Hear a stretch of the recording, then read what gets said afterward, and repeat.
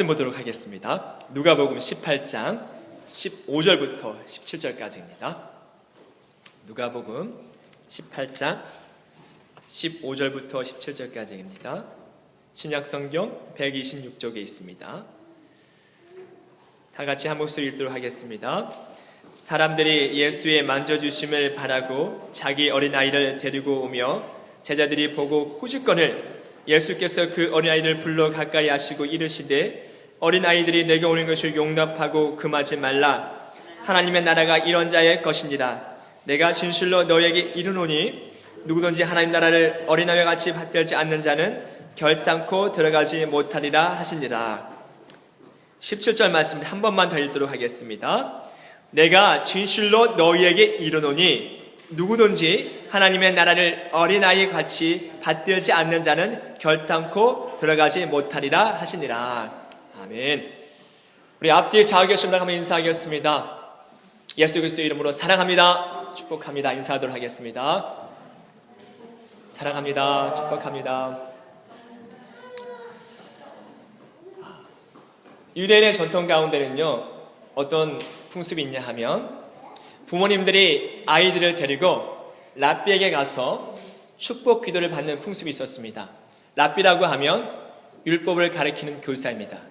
유대인의 정신적 지도자입니다.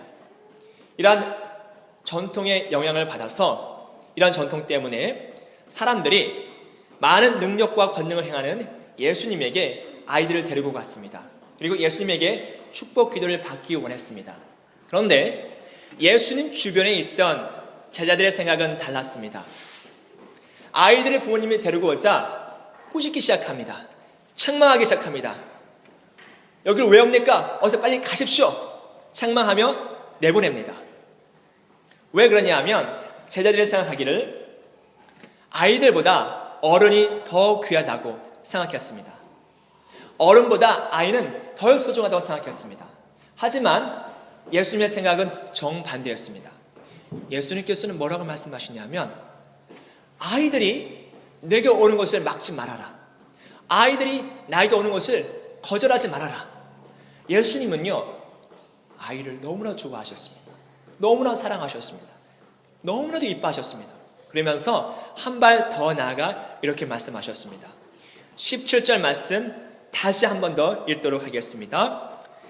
내가 진실로 너에게 이르노니 누구든지 하나님의 나라를 어린아이와 같이 받들지 않는 자는 결단코 들어가지 못하리라 하시니라. 어린아이와 같이 받들지 않는 자, 이 이야기는 받아들이지 않는 자입니다. 하나님의 말씀을 받아들이지 않는 자는, 어린아이와 같이 받아들이지 않는 자는 천국에 갈 수 없다고 합니다. 오늘 이 시간에는요, 하나님의 나라를 어린아이와 같이 받아들이는 자가 어떤 자인지, 또 이 말씀 가운데는 어떤 의미가 포함되어 있는지 그 의미를 살펴보면서 하나님의 은혜를 나누고자 합니다. 성도 여러분, 어린아이 하면, 아이들 하면 가장 먼저 떠오르는 단어가 어떤 단어입니까? 가장 먼저 어떤 단어가 떠오르십니까? 한번 말씀해 보십시오. 어떤 단어가 떠오르십니까? 안 떠오르십니까? 애기요? 애기? 순수. 네. 또 뭐가 있을까요? 네.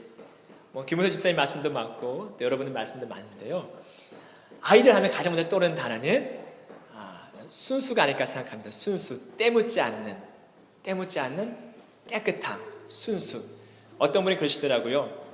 목사님, 요즘 아이들은요, 순수하지 않습니다. 어른들보다 더 영악해가지고요, 알 거 다 합니다. 그러시더라고요. 그런데 그래도 어른들보다는 순수한 건 사실 아니겠습니까? 어린아이 하면 순수입니다. 하나님의 나라를 어린아이와 같이 받아들인다는 것은 어떤 의미냐 하면 하나님의 말씀을 순수하게 받아들인다는 의미가 있습니다. 아이들은요, 말씀을 증거하면 그 말씀을 스펀지처럼 쑥 빨아들입니다. 스펀지가 물을 빨아들이시지 말씀을 그대로 받아들입니다.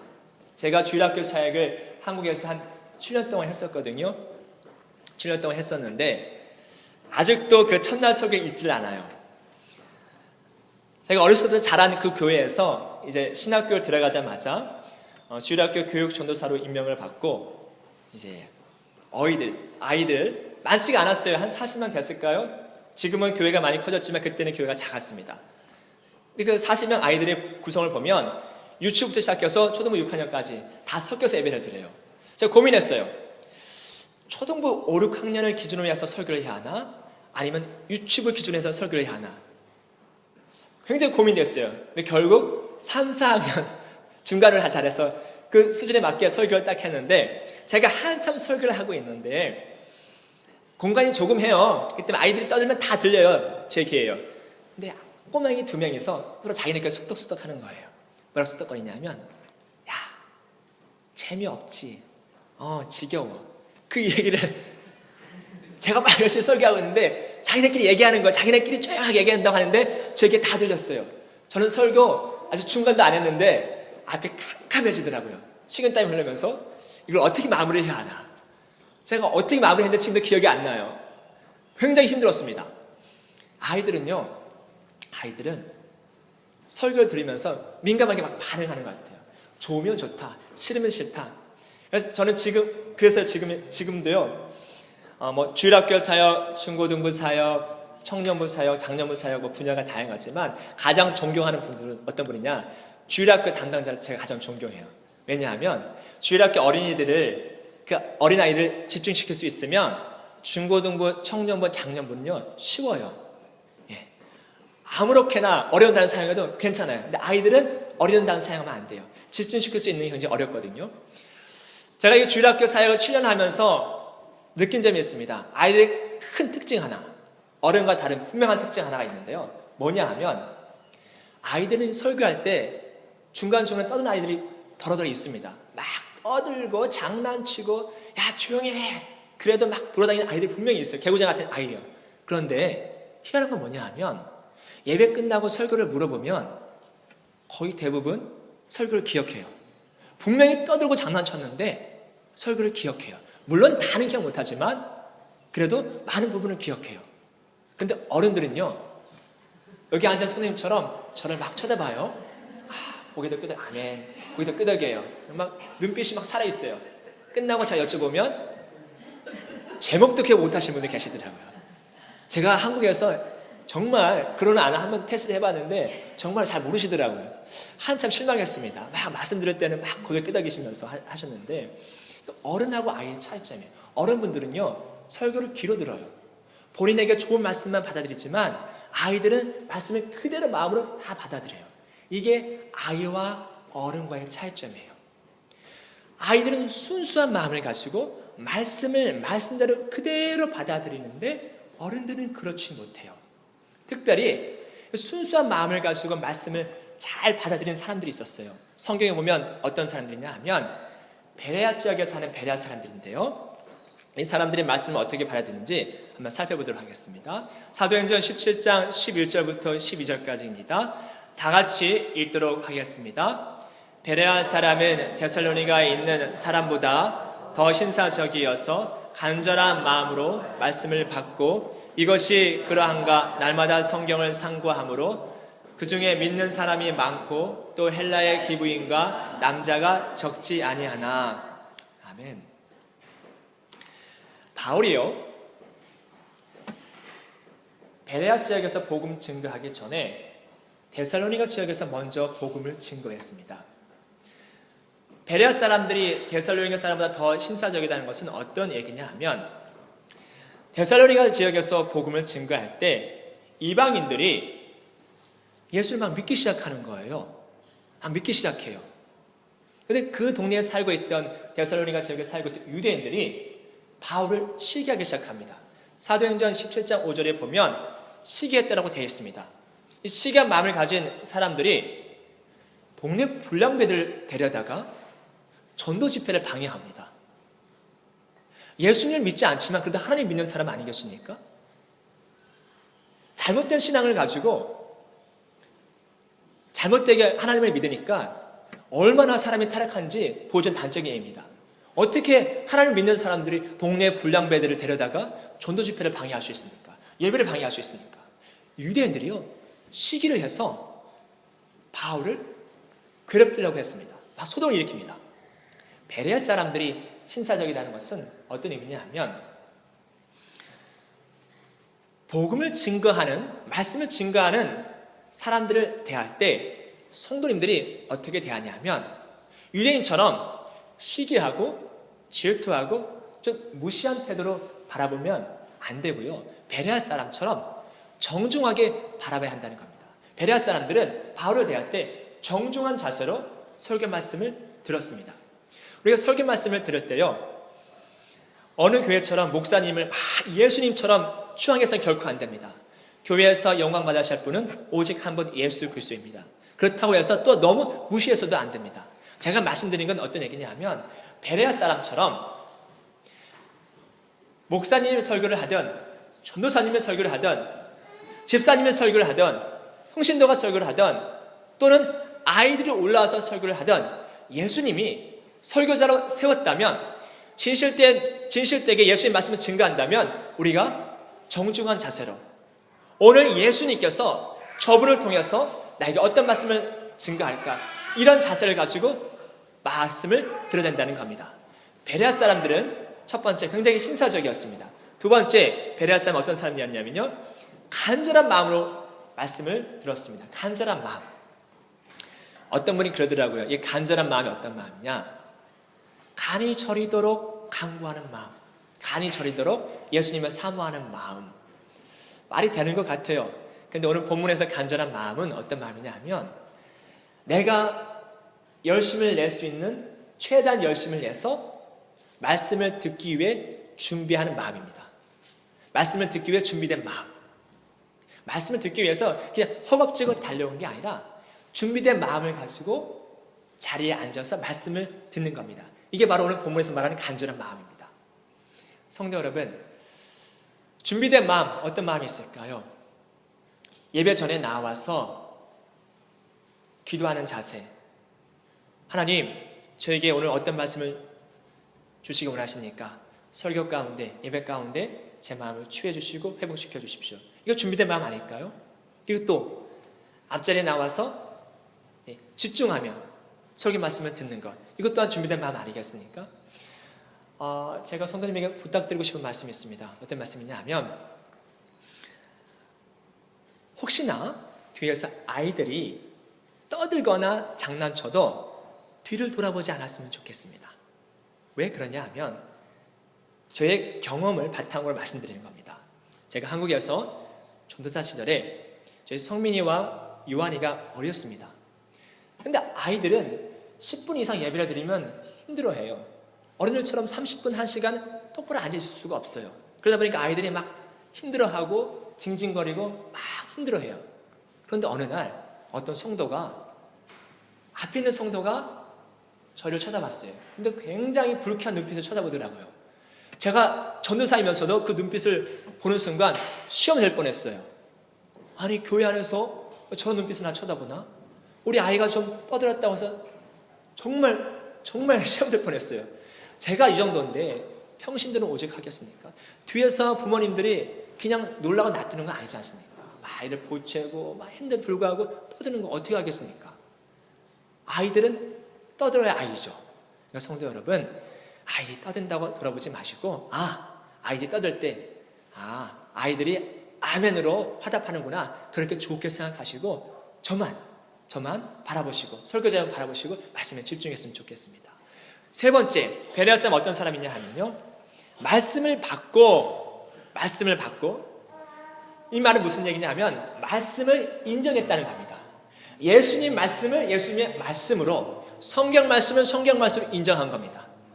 한 귀로 듣고 흘려버리는 게 아니라 저건 정말 진실되게 예수님 맞습니다. 저건 진실되게 성경 맞습니다. 그대로 다 인정했습니다.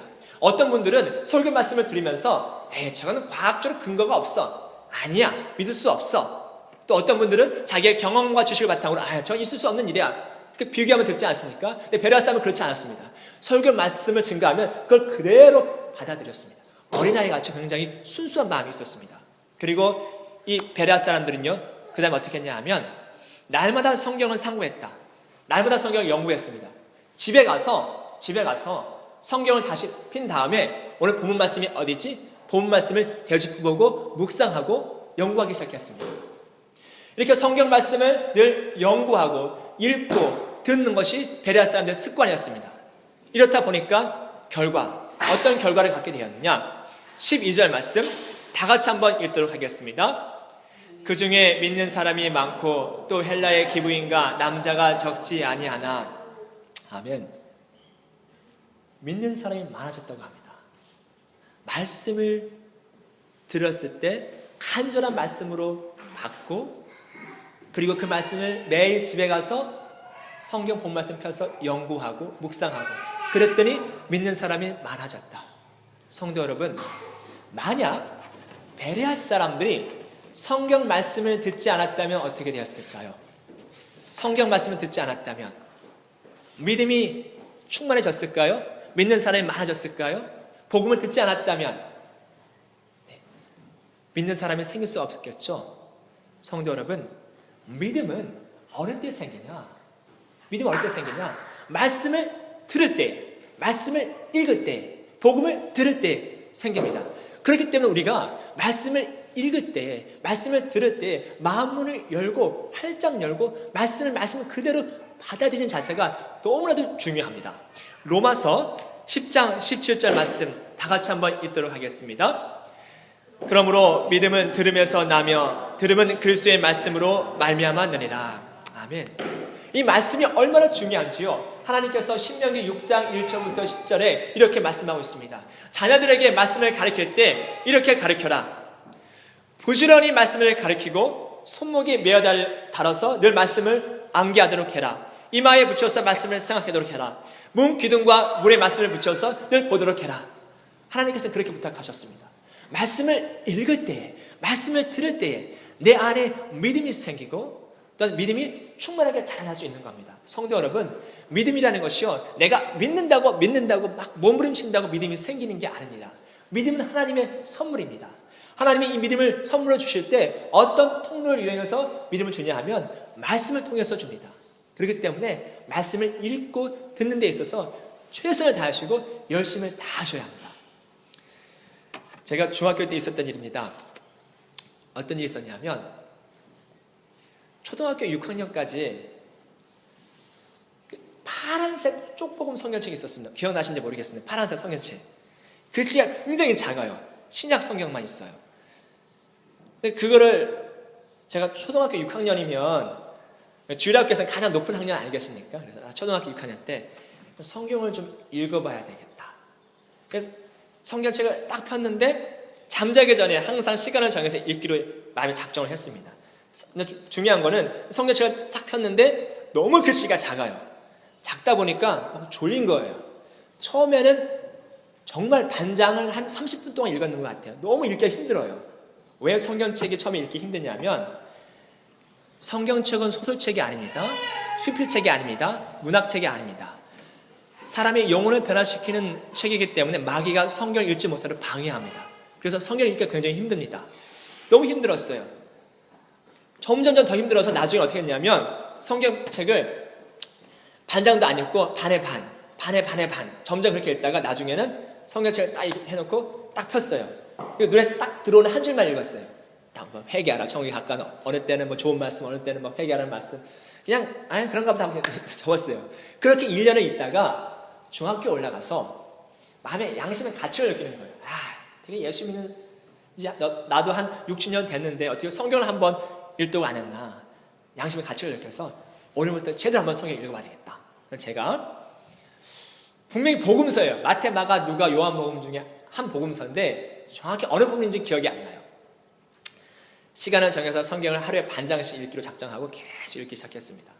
어느 날 성경책을 읽는데 별빛이 반짝반짝 막 눈에서 막 비쳐요. 성경책에서 빛이 막 반짝반짝 빛나요. 별빛이 막 반짝반짝 큰 별, 작은 별 반짝반짝 막 빛나요.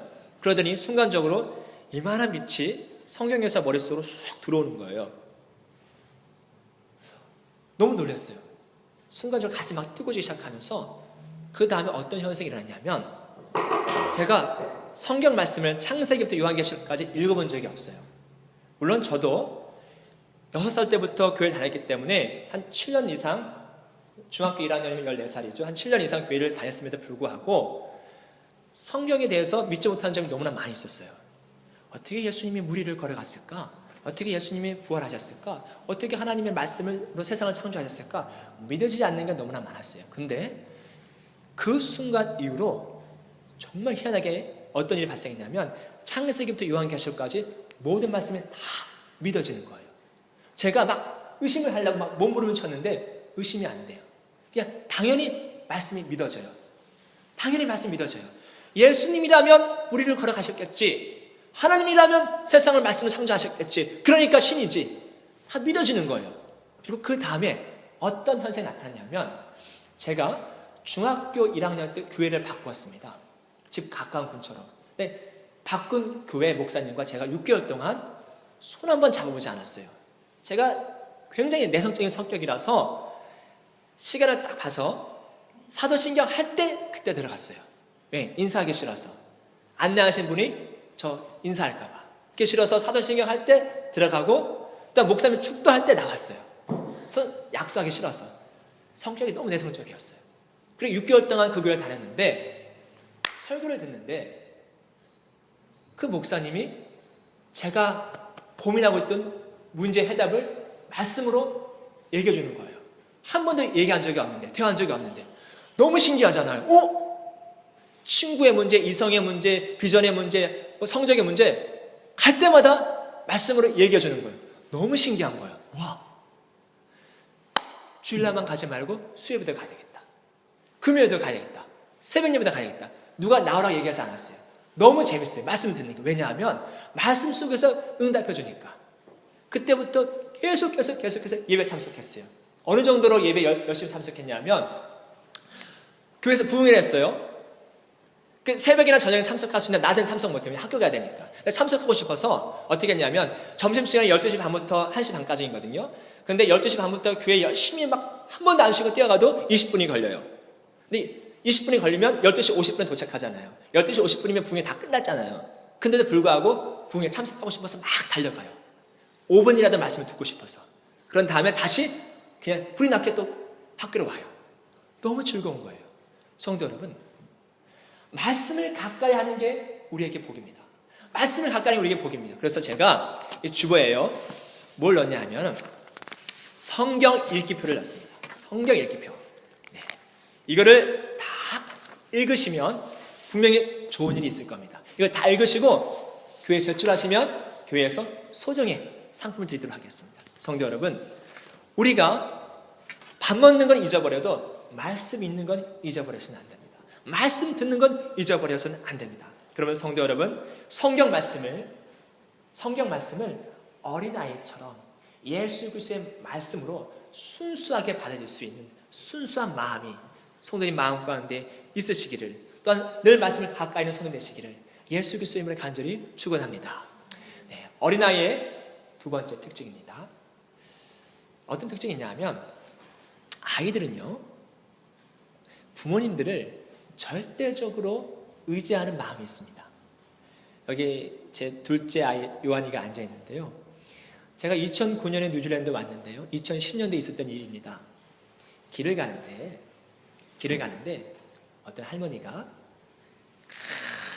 세파트 개를 끌고 오는 겁니다. 세파트 개가 어떤 개인지 혹시 아시나요? 독일산 개인데 굉장히 무서운 개입니다. 제가 어렸을 때 이 개를 길러봤거든요. 굉장히 사납습니다. 한 번 물면 놓지를 않아요. 근데 이 개가 어느 정도 컸냐면 제가 멀리서 봤는데 송아지만 해요.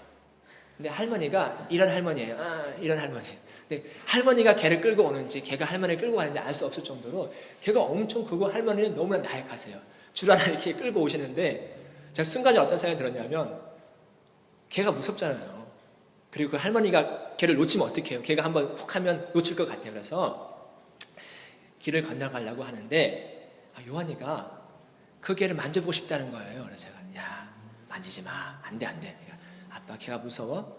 야, 걔가 아빠가 무섭다니 아빠는 안 무서워. 속으로 막 무서워하면서 아이가 그렇게 얘기하니까 안 무서운 척. 저도 굉장히 무서웠거든요. 아빠가 있으니까 저 괜찮아요. 저 걔 한번 만져볼래요. 야, 아니야. 걔 만지면 안 돼. 제가 억지로 아이를 그리고 그냥 길을 건넜습니다.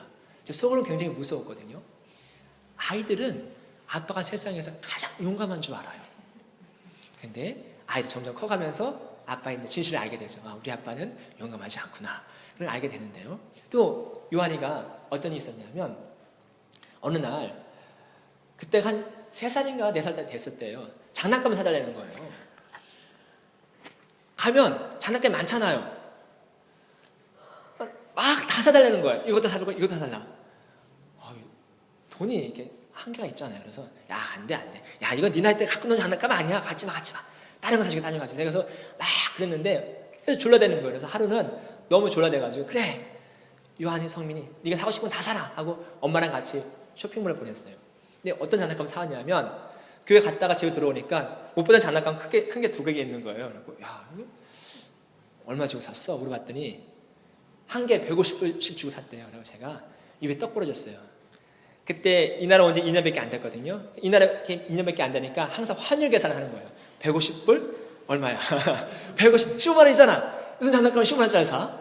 한국에서 그렇게 사준 적이 없는데 막 입에 떡 부러졌어요. 아이들은 부모님이 돈이 굉장히 많은 거라 생각해요.